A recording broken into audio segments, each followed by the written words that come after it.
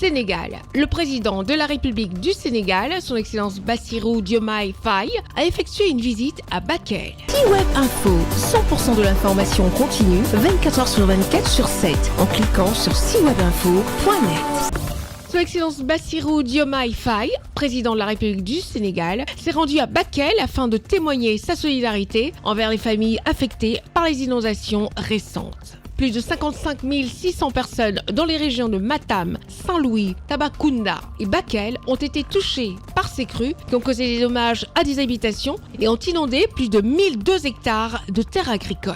En réponse à cette situation, le gouvernement a immobilisé 8 milliards de francs CFA afin de répondre rapidement et apporter des aliments et des produits clés. Les sinistrés bénéficient de consultations gratuites dans un hôpital militaire de niveau 1 et des patrouilles de sécurité assurent leur sécurité. Je suis venu à Bakel pour apporter ma solidarité personnelle, la solidarité du gouvernement et la solidarité de la nation toute entière.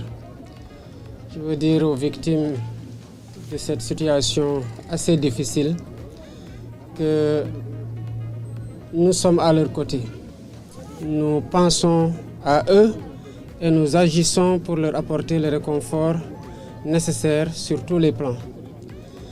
La situation telle que décrite est assez difficile, il faut le noter, mais il faut saluer en même temps la réactivité du gouvernement à travers les autorités ministérielles concernés qui se sont déplacés déjà dans cette région. Je veux nommer le ministre de l'Intérieur accompagné du ministre de la Famille et des Solidarités.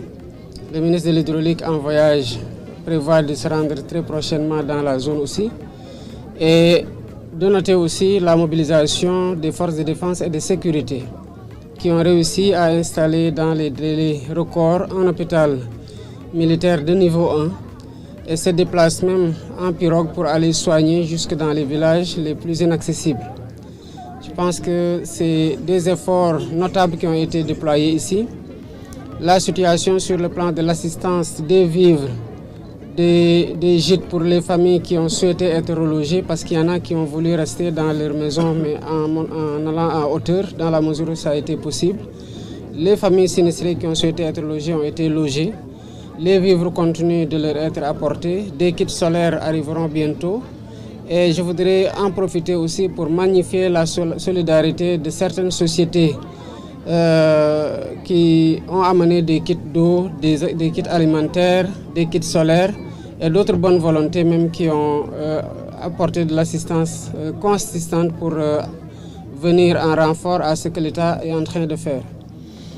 Je veux dire aux populations, où qu'elles soient sur le territoire national, ils auront notre solidarité permanente et notre action chaque jour renforcée pour leur apporter le soutien et le réconfort nécessaire. Et évidemment, le gouvernement ne va pas s'en tenir à gérer cette situation-là.